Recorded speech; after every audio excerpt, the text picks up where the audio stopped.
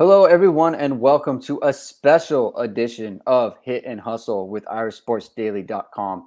I am Greg Flammang. That is Jamie Uyeyama, Jamie U, the Yama, Jamie University joining us, and he is going to take us to school on Notre Dame's latest addition to the 2022 recruiting class. We thought we were all finished. We thought it was all finished in February.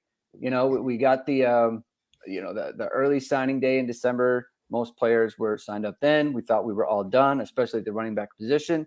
But changing times, changing staffs, changing coaches have changed things around for a 2022 running back named Gi'Bran Payne, who just committed to Notre Dame. He's a four-star athlete out of Ohio. Jamie, first of all, I recommend everyone goes to IrishSportsDaily.com and check out Jamie's Film Don't Lie review on Gi'Bran Payne. He goes into a lot of depth, shows some clips there about him as a player. So, Jamie, tell me about Gi'Bran Payne. Tell me what you like about him. And while you're talking, we'll put up some clips of him and show everybody what kind of player he is. Yeah, I like Payne's game. He was a guy who was offered, fairly early, was kind of on the radar, but then off the radar for Notre Dame. And I think one of the reasons, that so he already had an offer from Notre Dame, and Right. One of the reasons why that he kind of went off the radar was because he had been injured, right? He had been injured, and then also like his junior and senior year, he was injured. He only had like 109 carries in the total of the 2 years, the last 2 seasons. Yeah, so that played a part of it. But I think when you watch a sophomore film, and certainly that's the film that got him the offer and got him like a four. He's consensus 4-star, right? Like everyone, I think actually unanimous 4-star. Everyone has him as a 4-star. I have him as a 4-star grade as well, and he's just a guy that when you watch a sophomore film, he's just got that acceleration. He's got that burst, right? And maybe not a guy who you look at and you say, oh, he jumps out as like a total burner, but then he's just running away from people, right? He just has that burst, and then it's like that build-up speed, right? And and like this run right here, right, where he just makes that guy miss in the hole, right? That's just like everything you want, and then runs away from people. And that's something you consistently see from him, right? So it's kind of like a little bit, I wouldn't compare his game necessarily to Kyron Williams, but I think that's a little bit of the feel that you get where you're like, I'm not sure what he runs in a 40-yard dash, but I just know he runs away from people. Like people don't catch him. That's the thing. And I like he's a downhill guy. He's a stick his foot in the ground and go run, hit the hole quick.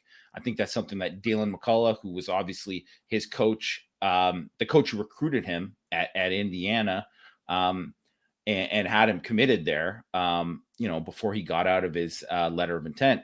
Like, I think that's probably what he liked him. And that's something that McCullough has talked about, right? He wants guys, the hole's there, hit it, take it. Yeah. Like you got the blocking there. That's exactly what you want, right? And I think he kind of fits exactly that part, that style that they want out of that. And I'm a fan of this. If he's healthy, I mean, obviously that's a big if because of the thing, but if he's healthy, I mean, there's a lot to like about his game. Yeah, he has that that through the hole acceleration that you always want, right? Like I remember like that reminds me of Dexter Williams, right? Where Dexter, forever fast his 40 time was or his long speed was, like he could get through the hole really quickly and he would see the hole and he could get through it with the acceleration. And that's something that I saw from Jadarian Price as well, where it's just he had the couple steps and then he's accelerating away. And it's just that little bit of burst where a defender who is in touch but can't can't get to him. And that's a lot of the time the difference between like right there, for example, like he sees the hole, accelerates through it, and then someone who's an arm away like can't make the tackle, and then he's in the open space and he has long speed enough to actually take it all the way to the house, which is of a key thing, right? Like that's what you want to see. You want to see someone who can hold their speed, and that's how the long runs happen, right? So when we talk about guys like Kyren Williams, who it's like never gets caught from behind because he's fast enough to get through the hole, and then he doesn't slow down in the open field, and that's what you see from Gi'Bran Payne here, where it's like on this kind of play, like he's running. People aren't catching up because he's not decelerating. And that's the kind of thing that leads to long runs. I really like him. I didn't include it here. This is all sophomore tape, but in his junior and senior film, or I think it was mainly, or I know it was senior film, they used him a lot in the slot, and he was really good out of the backfield there. Catching the ball out of the backfield and then in the slot as well, working over the middle and that sort of thing. That's what really excited me about him as a player, because he has that versatility, right? And that's the kind of thing that can separate him from maybe some other backs on the roster, right? Where he can get out in space either as a running back or as a receiver, and he has utility there as well. Here again, you see just like getting to the open field, and then just running away from guys who have the angle on them, right? Right. And I know there's level of competition, and like who knows how fast that safety is. Well, I know that safety had the angle and he didn't come close to him, right? So that's kind of what that's what I always look at. If guys aren't, and the thing is, if guys aren't running away from people in high school, they're probably not going to do it in college. Right. Just the same thing. Like if guys aren't doing that in college, no one all of a sudden is going to the NFL and becoming like, a big play back. Right. And it's something that we've stressed a million times and that's been written about a million times by a million people, but like explosive plays are gold in college football, in football in general. But 20-yard runs, 30-yard runs, right? Like where you can like separate, you get to the second level and you can either make a guy miss or run away from a guy. And that's, I think, huge. And I think that's what the kind of like potential he has. Yeah, and you mentioned in the film review too, he runs with toughness. The last couple clips here, you're going to see him down by the goal line.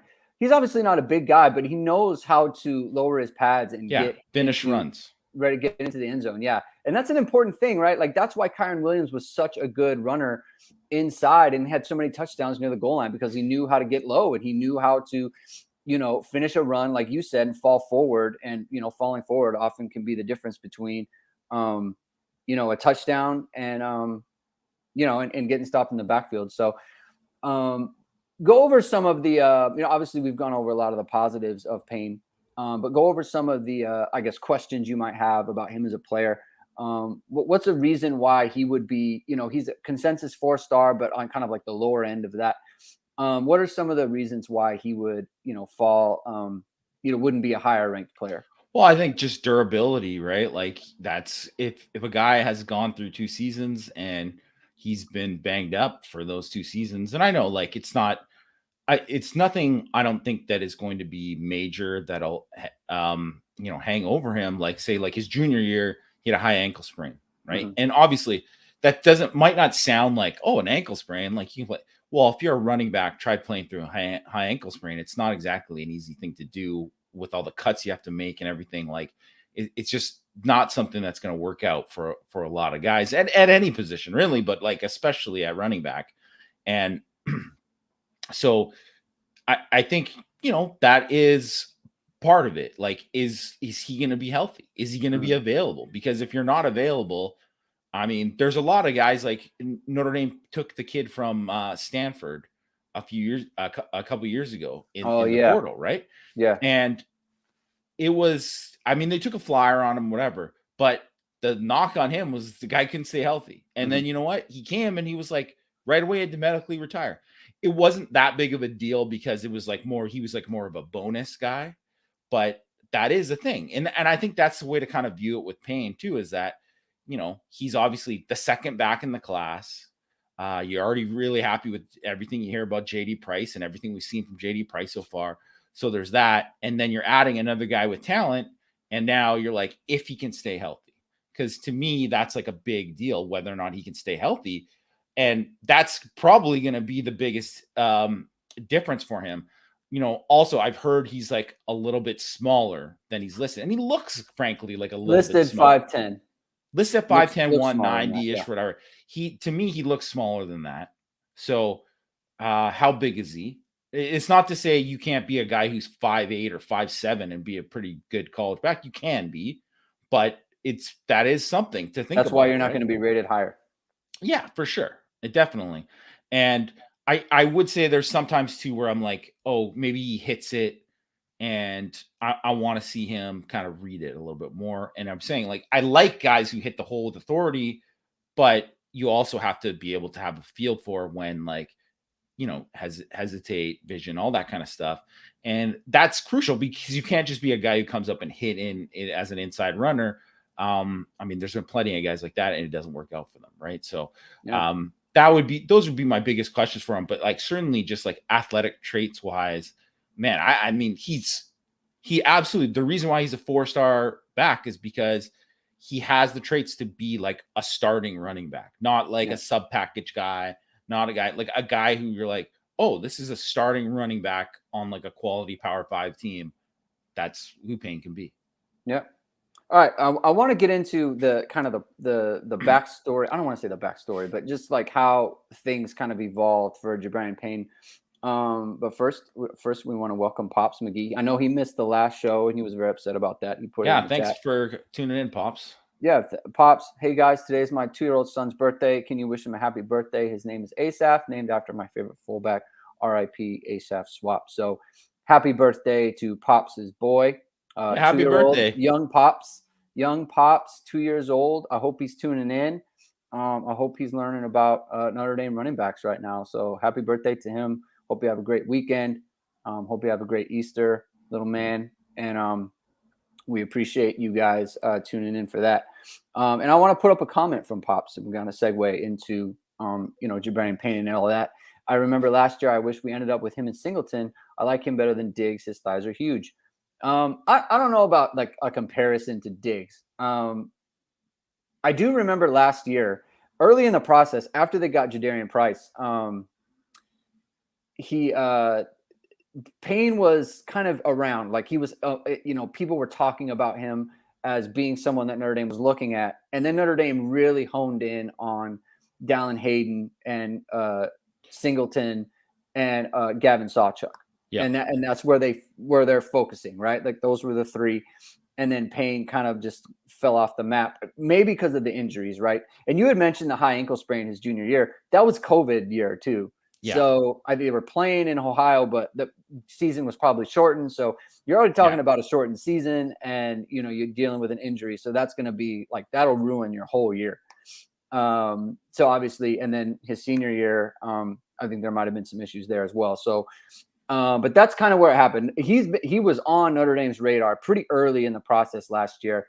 And then they focused on, the big fish, as they were called. Yeah. After they already when they got Price in the fold, then they said, well, who do we want to get with Price? They were like, yeah, they're going to go after those three guys. Those were the three guys who up with Price, they were at the top of their board. So that's who they wanted. Yeah. You laid it out perfectly. Right. So, so it's look, there was someone they liked before. This is a good pickup that I like. Why don't we kind of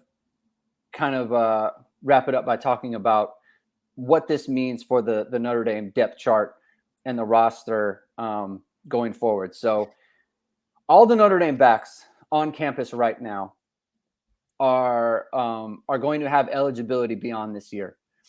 And I would be very surprised if like Chris Tyrese Jr., so he's the only one who would be eligible to move on after this year. I don't see that happening. I don't see. Yeah. So you expect all 4 of the players on scholarship now at running back to return in 2023. And that will include Gi'Bran Payne. So that's 5. You have Cedric Irvin Jr. committed in the 2023 class. That makes 6. And you're looking at taking another one, Jaden Lamar from Washington, running back out of Washington. Who I think is going to be visiting fairly soon. I think maybe spring game. Right. So those are all, first of all, so Payne, Singleton, or not Singleton, Irvin, Payne, Irvin, and Lamar, all 4-star backs. Obviously, Chris Tyree's a 4-star back. The only one who would be considered a 3-star was Estime as well. Estime was a 4-star. The only one of the 3-star is Diggs, and we already know that he can play. So a lot of talent in the backfield, a lot of highly ranked talent. But that would be 7 scholarship running backs on the roster. It's a lot of scholarships. That's a lot of people you want to make happy. Yeah. I guess how do you evaluate that? How do you think Notre Dame should handle things going forward? Well, the way I look at it is that I think Notre Dame is playing it like they're assuming that guys are going to maybe not be happy because they're not the guy or not getting enough carries, and depending on how everything works out. Mm-hmm. So they're playing it like they don't expect all of these guys to be around is what I think, because I would be very surprised at 7 backs. It seems too many, right? Like it just seems like that's not going to work. Maybe like 5 seems like a perfectly good number. 6 maybe, but 7. And the fact that there's so many guys with multiple years left, that does seem like it could be, that's going to be something they have to deal with, right? And I'm not speculating that I know one of these guys is going to transfer or not. I'm just saying, like, I think that's something that could happen, right? Because one of those guys this year, there's going to be a really good back on Notre Dame's team who doesn't really carry the ball that much. Mm-hmm. And where does that guy want to stay around? Because that they don't always want to stay around, right? Like, how's that going to work out? Like that is something. So I think that is something to kind of monitor going forward. Like I think I don't expect anyone to like bounce after the spring or anything like that. I would say it's something to monitor during the season. That could happen. And just to put up Brennan's comment, a far cry from the Denson days where 4-star was a unicorn. Like I think it gets to what position was it we were talking about where we said like these are the problems that you have. Where I think it was maybe linebacker. It was linebacker where it's like you're stacking all this talent. Because if I'm sitting here thinking we're talking about someone is not going to be happy, but I don't know. I can't. Sometimes there's this like an obvious person, right? Like at receiver a couple years ago, it's like we're like Micah Jones. You just throw out a name with someone who it's like, is someone going to move on? Like he's a pretty good candidate, right? Like he was. I knew he wasn't going to make it. Right, like you just kind of know, right? But at running back, you have Tyree who was going to play. You have Diggs who played last year. You can play. People are very excited about Estime right now. People are very excited about Gi'Bran Payne right now. So who? Like, you don't know. And you don't. You don't know it. Like we said with Payne, right? Is he going to be healthy? Are these guys going to be healthy, right? Obviously, Tyree had the turf toe last year. Mm-hmm. That was like obviously a big deal. And that like kind of ruined his year. And he was the guy who he got turf toe at the worst time because it was when the line they changed the offense and the line actually started blocking better. They established that thing. He was hurt basically the whole second half of the season. Right. So, wasn't really healthy until the bowl game. And then obviously he made a big impact in the bowl game. But, I think so that is like part of it, like, health. That's going to kind of determine, what guys can do. And then I think what it's good is that there's accountability, right? Yeah. So if you're not blocking well on picking up the blitz, if you're not doing that, if you are a guy who, misses the hole, you're making the wrong reads too often, you're bouncing it too much, right? You're not hitting it where you should, when you should, like that's going to make guys accountable. Right. And that's just kind of where it is. And you kind of want to be in a position like that. You want to be in a position like that. And I don't think any of the one thing is I don't think any of these guys that are not that I could think of that would any of these guys would play another position. So it's like, even like when you mentioned the linebacker thing, I was talking to somebody else today, and they asked me about Josh Burnham and whether or not he moved to Viper. And I was like, I hadn't heard that he's going to move to Viper, but I think that easily he could move to Viper because that's something that I thought about when he was being recruited to, because of his body type and some of that kind of things too. But you look at all the guys they have at linebacker, you look at where, say, they didn't get a Viper in the class, and you look at Ford was already working inside. Gobert was working at the big end, basically. They said he was already getting reps inside. He's not going to play Viper. So, and then Kia left, and I don't know how they feel about Will Schweitzer. Haven't really heard zero buzz about Will Schweitzer. So if they moved Burnham to Viper, would not be surprised. Also saw him rush. They brought him down to one-on-ones, and he rushed in one-on-ones off the edge. So if he moved to Viper, would not be shocking at all. Would not be shocking at all. And I think that's part of that is like a product of, like, you know, his talent and what he can do, but also part of, like, we got a lot of guys here. We got to get reps for everybody. It's hard. Maybe this is a spot where he can get more reps. Yep. But like we've kind of said before, right? These are the problems you want to have, right? Where this is the type of competition you're talking about. You can't be deficient in one area and get on the field when there's that much talent in your room. It holds everybody accountable. It has everyone, competing with each other in kind of like a healthy way. And that's what you want, right? And that's acquiring talent. This is the type of thing that happens at all the top schools, at all the teams that Notre Dame is competing with right now. So that's what you want. So we're just going to kind of wrap it up there. Just want to do a quick one, talk about Gi'Bran Payne. Again, check out irasportsdaily.com. There's a bunch of there's a story. Matt wrote a story about the Gi'Bran Payne commitment. Jamie has the Phil But Don't Lie. There's a ton of other information about other recruits right now. So recruiting is starting to heat up, obviously. So check out irasportsdaily.com. Go to the site. Tons of great stuff. So thank you everyone for tuning in to this kind of impromptu special show. We may not have a show next week. There's some stuff going on right now. So but we'll be back after the spring game. We'll be back after the spring game. We'll do all that. And, finally have some video and everything. We can break that down and we can really go over it. So thanks again to everyone for tuning in, and we will talk to you very soon.